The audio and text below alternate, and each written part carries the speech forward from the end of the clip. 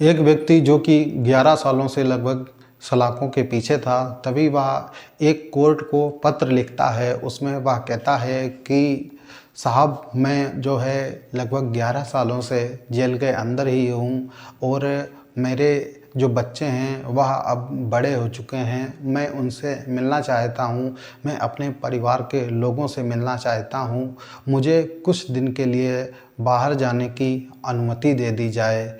लेकिन जब जज साहब यह पूरा मामला देखते हैं, पूरा केस देखते हैं, तो वह भी सोच में पड़ जाते हैं कि इस व्यक्ति को ज़मानत दी जाए या नहीं। जब यह पत्र अखबार में छपता है तो लोगों को इस घटना के बारे में एक बार फिर से उन्हें याद आ जाती है और लोग सोचने पर मजबूर हो जाते हैं कि आखिर कोई व्यक्ति अपने ही इंसान को जिसे वह इतना प्यार करता हो उसके साथ इतनी खौफनाक तरीके से जो है इस वारदात को कैसे अंजाम दे सकता है। नमस्कार दोस्तों, मैं धर्मेंद्र आर्या आप सभी लोगों का आपके अपने YouTube channel quick real stories पर स्वागत करता हूं। फ्रेंड्स, आज की कहानी हमारी बहुत ही दिल दहला देने वाली है और सोचने पर मजबूर कर देती है कि आखिर कोई इंसान जिसे वह अपनी जान से ज़्यादा चाहता हो उसके साथ इतनी बड़ी और घिनौनी वारदात कैसे कर सकता है। फ्रेंड्स, कहानी शुरू करने से पहले अगर अभी तक आपने हमारे चैनल को सब्सक्राइब नहीं किया है तो सब्सक्राइब जरूर कर लें, क्योंकि हमारे चैनल पर इसी प्रकार की सच्ची घटनाओं पर आधारित कहानियां हम आपके लिए लेकर आते रहते हैं। तो चलिए आज की अपनी सच्ची घटना शुरू करते हैं। दरअसल आज की हमारी सच्ची घटना उत्तराखंड की राजधानी देहरादून की है। देहरादून का ही एक प्रकाश नगर है और प्रकाश नगर में एक राम गुलाटी नाम का एक व्यक्ति होता है जो कि पैसे से सॉफ्टवेयर इंजीनियर होता है और वह जो है बहुत परेशान होता है क्योंकि लगभग 50 दिन उसकी जो बीवी होती है जिसका नाम अनुपमा पटेल होता है उसको गायब हुए हो गए थे। कभी वह अपने माँ बाप से जो है इस बारे में बात करता तो कभी वह ससुराल वालों से बात करता और उनसे कहता इस बार तो अनुपमा को बहुत दिन हो गए हैं और मुझे लगता है शायद अब वह नहीं याद आएगी। उन लोगों के साथ जो है रोने लगता था और उसकी जो है हालत बहुत ही ख़राब होती जाती है। तभी जो उसका साला होता है एसके चौधरी, उससे यह दुख देखा नहीं जाता है। वह तुरंत दिल्ली से हैदराबाद आ जाता है अपने बहनोई के पास और जो है उनसे कहता है कि जीजा जी जो है लगभग 50 दिनों से ज़्यादा हो चुका है और अभी तक आपने जो है अनुपमा दीदी की गुमशुदगी की रिपोर्ट क्यों नहीं दर्ज कराई। तो वह इधर उधर की जो है बातें करते हैं, कहते हैं मुझे लग रहा था शायद किसी ना किसी बात से वह नाराज़ हो गई है, कुछ दिनों बाद वापस आ जाएगी। लेकिन जो उनका साला होता है वह कहता है चलिए आज चलते हैं हम दोनों लोग थाने में और इस घटना की जो है रिपोर्ट दर्ज करवाते हैं। तभी जो राजेश गुलाटी होता है वह कहता है चलो ठीक है चलते हैं। उससे पहले वह बाथरूम में नहाने के लिए जाता है। तभी जो एसके चौधरी होता है वह बैठा हुआ होता है, उसके मोबाइल पर उसके जो दीदी के नंबर से एक मैसेज आता है। उसमें लिखा था कि भैया अब मुझे कभी ढूंढने की कोशिश मत करना, मैं बहुत दूर जा चुकी हूँ। जैसे ही यह मैसेज आता है और राम गुलाटी जो है बाथरूम से बाहर निकलता है तो वह तुरंत अपने जो एसके चौधरी जो होता है अपने जीजा को मैसेज दिखाता है, कहता है देखा जीजा जी अभी तुरंत मैसेज आया है कि इसमें लिखा है भैया मुझे ढूंढने की कोशिश मत करना, मैं बहुत दूर जा चुकी हूँ। तभी जो है राजेश कहता है मैंने तो पहले ही कहा था कि वह नाराज़ होकर कहीं बहुत दूर जा चुकी है, थाने जाने का कोई भी फ़ायदा नहीं है। और जब वह दोनों लोग थाने से घर आ जाते हैं, लगभग उनको 2-3 ही घंटे हुए थे, उसके तुरंत बाद जो है 5 पुलिस वाले उनके घर आ जाते हैं उसी घटना के बारे में जांच करने के लिए। जो पुलिस को जो है अनुपमा का शादी का फ़ोटो दिखाया जाता है और अनुपमा के बारे में पुलिस जो है और कई जानकारियां उनसे लेती है और पुलिस जो है जा ही रही थी तभी जो है एक पुलिस वाले की नज़र किचन में रखे हुए डीप फ्रीज़र पर जाती है और वह अपने जो है बड़े अधिकारी से कहता है, साहब यहाँ पर घर में जो है डीप फ्रीज़र क्या काम कर रहा। दरअसल जो दुकान वाले होते हैं वह जो कोल्ड ड्रिंक वगैरह ठंडी करने के लिए भारी मात्रा में डीप फ्रीज़र का यूज़ करते हैं। डीप फ्रीज़र जो है बड़े बड़े घरों में भी जो यूज़ नहीं होता है वहाँ पर भी जो है नॉर्मल फ्रीज़र ही यूज़ होता है। और जैसे ही यह बात जो है उनका जो ऑफिसर होता है वह सुनता है तो वह भी सोचता है कि डीप फ्रीज़र जो है घर में क्या कर रहा है। तभी वह जो है राजेश से इस बारे में जानकारी पूछता है कि यह डीप फ्रीज़र क्या कर रहा है यहाँ पर। वह कहता है कि साहब इसे तो मैंने ऐसे ही खरीद लिया था। तभी जो एसएचओ होते हैं वह कहते हैं कि इसमें जो है ताला क्यों लगा हुआ है। और तभी वह कहता है मुझे तो पता नहीं, अनुपमा ने ही इसे जो है बंद किया था और उसे ही मालूम है कि इसकी चाबी कहाँ रखी हुई है। तभी जो पुलिस को थोड़ा थोड़ा जो है शक होने लगता है तो वह जो है राजेश गुलाटी पर जो है बहुत प्रेशर बनाती है और तभी वह टूट जाता है और वह जो है चाबी लाकर उस फ्रीज़र की दे देता है और जो एसएचओ होते हैं उनसे कहता है, साहब अब आप ही खोलकर इसे देख लीजिए।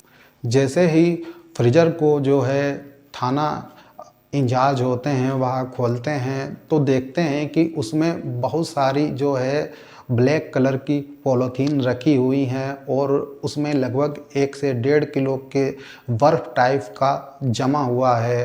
पहली पॉलीथीन खोली जाती है तो उसमें मीट निकलता है और दूसरी पॉलीथीन खोली जाती है तो उसमें भी मीट निकलता है। और लेकिन जब तीसरी पॉलीथीन खोली जाती है तो उसमें जो है थोड़ा सा मीट निकलता है और ऊपर से काफ़ी बर्फ़ जमा हुआ था और जैसे ही वह बर्फ़ थोड़ा सा पिघलता है तो उसमें से जो है कुछ हाथ की अंगुलियां निकलती हैं। जैसे ही यह दृश्य जो है पुलिस वाले और उसका भाई देखता है तो वह बहुत ही हैरान रह जाते हैं और जब पुलिस उससे पूछताछ करती है कि यह जो है अंगुलियां किसकी है तभी वह कहता है यह जो है अंगुलियां और किसी की नहीं बल्कि अनुपमा की ही है। जैसे ही यह बात पुलिस और जो अनुपमा का भाई एसके चौधरी होता है यह बात सुनता है वह जो है तुरंत कांपने लगता है और पुलिस इसी तरीके से जो है सारी पॉलीथीन निकलवाती है तो लगभग 35 पॉलीथीन के आसपास जो है निकलती हैं और उन सभी में जो है अनुपमा के शरीर के टुकड़े कटे हुए रखे गए थे। और जब पुलिस उसको जो है सख्ती से पूछताछ करती है कि तुमने इसे कब और जो है कैसे मारा तो वह जो है तोते की तरह बिल्कुल सच सच बोलने लगता है। दरअसल वह कहता है कि सन 1999 में मैं दिल्ली के एक कॉलेज में एमसीए कर रहा था तभी मेरी मुलाकात अनुपमा पटेल से हुई थी और दोनों में प्यार हो जाता है और शादी का जो रिश्ता होता है शायद घर वालों को मंजूर नहीं था।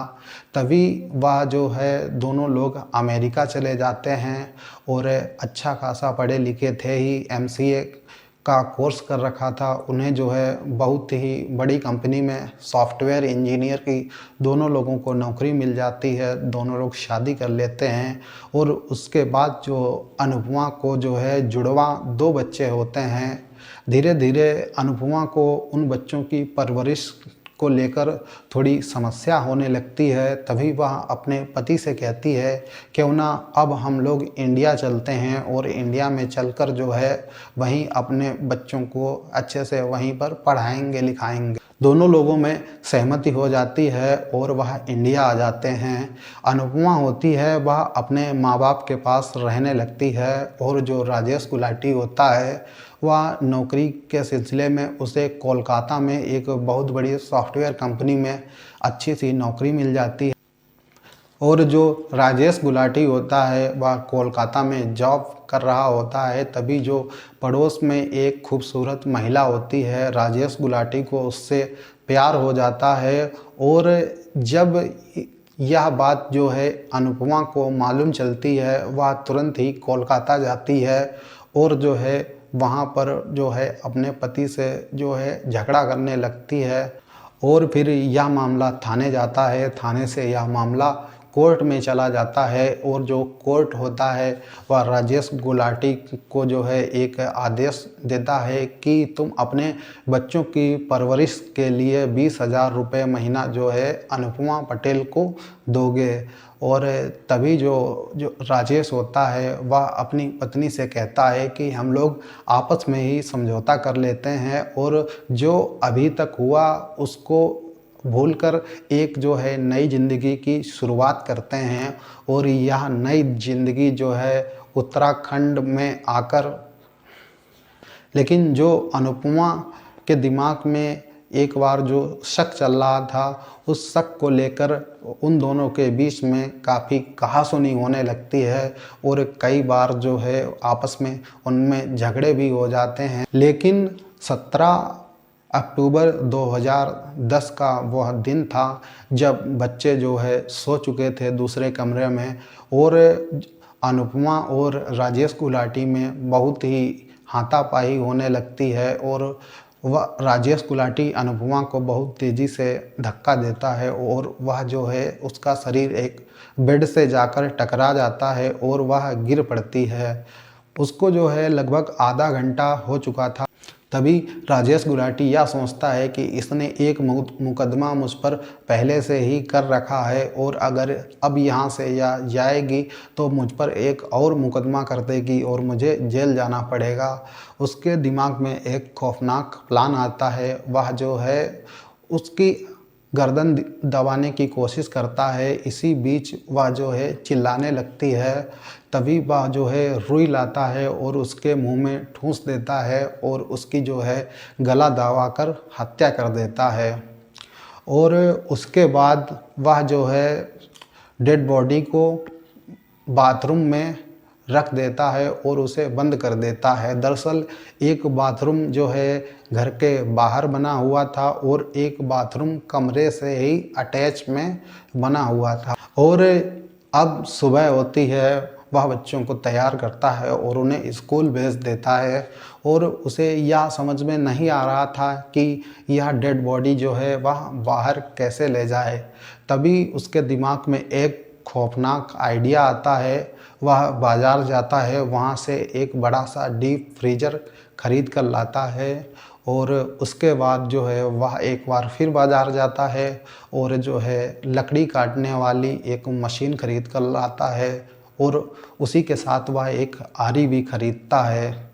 लगभग वह 4-5 बार इसी तरीके से बाज़ार में जाता है क्योंकि वह अलग अलग जगह से सामान खरीद रहा था।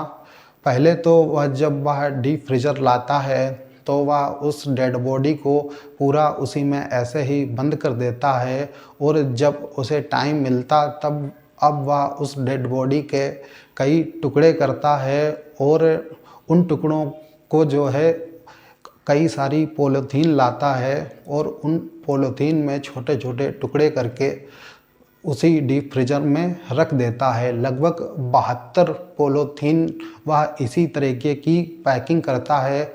लेकिन धीरे धीरे ऐसे ही अक्टूबर और नवंबर बीत जाता है और जब उसका साला एसके चौधरी आता है और वह घर में डीप फ्रीज़र देखता है तो वह पहले ही जो एसएचओ होते हैं उनको बताता है कि सर वहाँ पर एक ऐसी वस्तु रखी हुई है जो कि घर में नहीं होनी चाहिए।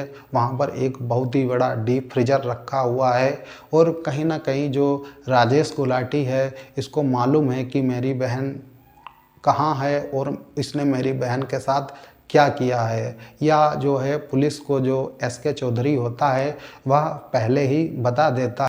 लेकिन जो पुलिस होती है वह इस तरीके से रिएक्ट करती है जैसे कि वह एक साधारण केस को डील कर रही होती है। जब यह घटना जो है सोशल मीडिया और अखबारों में प्रकाशित होती है तो लोग जानकर दंग रह जाते हैं कि आखिर एक व्यक्ति जो अपनी पत्नी से इतना ज़्यादा प्यार करता हो उसी के साथ इतनी खौफनाक वारदात को अंजाम कैसे दे सकता है। और यह जो है कहानी जो भी सुनता उसके रोंगटे खड़े हो जाते। दरअसल कहानी ही कुछ इतनी खौफनाक थी। अगर राजेश गुलाटी चाहता तो वह जो है अपनी पत्नी से तलाक ले सकता था। कई सारे ऐसे तरीके थे कि वह जो है आराम से अपनी नई ज़िंदगी की शुरुआत कर सकता था, लेकिन उसने जो है अपराध का रास्ता चुना, जिसकी वजह से न केवल उसने अपनी ही ज़िंदगी बर्बाद की बल्कि उन मासूम बच्चों से अपनी माँ का साया भी छीन लिया। और जब केस जो है कोर्ट में चलता है उसके बाद जो है राजेश गुलाटी को उम्र कैद की सज़ा हो जाती है। और जब सज़ा होने के बाद वह जो है पत्र जज साहब को लिखता है तो जज साहब कहते हैं कि ऐसे अपराधी को बाहर जाने की किसी भी प्रकार की अनुमति नहीं दी जा सकती है। तुम सलाखों के पीछे ही रहो, यही तुम्हारे लिए ठीक है। तो आज की कहानी में इतना ही। कहानी अच्छी लगी हो तो वीडियो को लाइक करें और चैनल पर पहली बार हैं तो चैनल को सब्सक्राइब जरूर कर लें। मिलते हैं एक नए वीडियो में एक नई सच्ची घटना के साथ। तब तक के लिए जय हिंद, जय भारत।